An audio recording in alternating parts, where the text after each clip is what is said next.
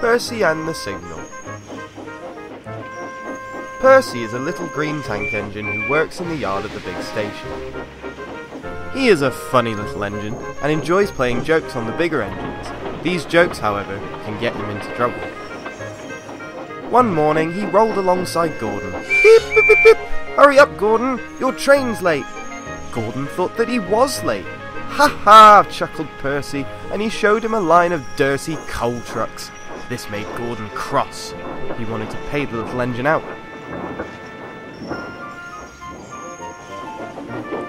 Later, Percy found James.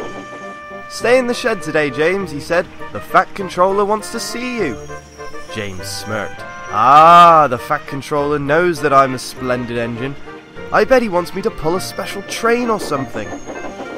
So James stayed where he was and didn't move for most of the day. The driver and fireman couldn't make him budge. This meant that the other engines had to do James's work as well as their own. They didn't like that.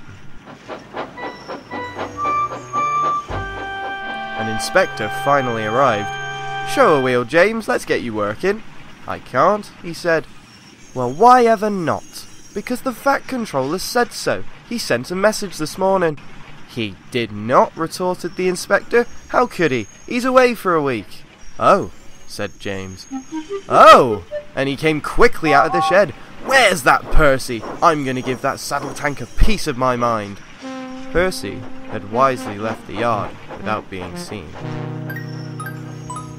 When the Fat Controller came back, he did see James. And Percy too.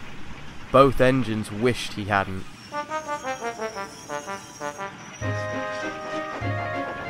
A few days later, Percy had become excited and decided to boast to the others. Oh, I say, you engines, I'm to take some trucks to Thomas's Junction over yonder. The Fat Controller chose me especially.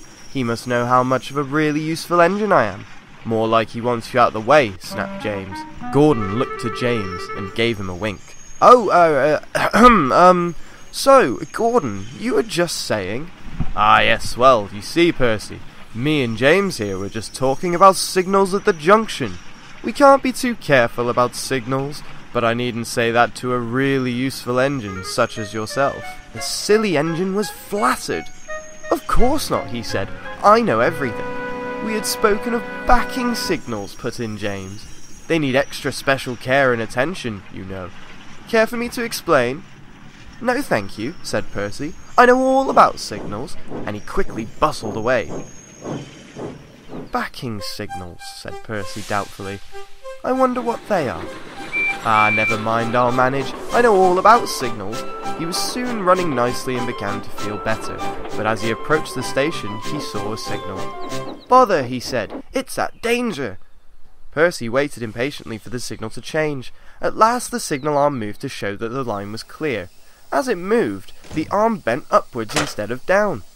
Percy had never seen that sort of signal before and was confused. Well, if down means go and up means stop, then up as still must obviously mean go back. Yes, like one of those backing signals James was on about. Oh, I'm so clever. Oh, I'm so clever. Come on then, Percy, said his driver. Let's go. Stop, shouted his driver. We're going the wrong way. But it's a backing signal, protested Percy. Then he told his driver about Gordon and James. His driver laughed, then explained about signals that point upwards.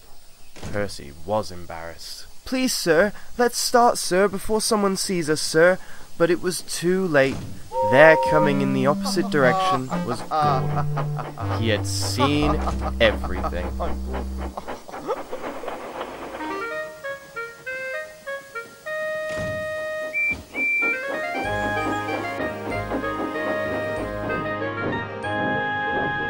That night, when Percy arrived back at the shed, there seemed to be a lot of talk about signals. The other engines laughed a lot. Percy thought they were being a little bit silly.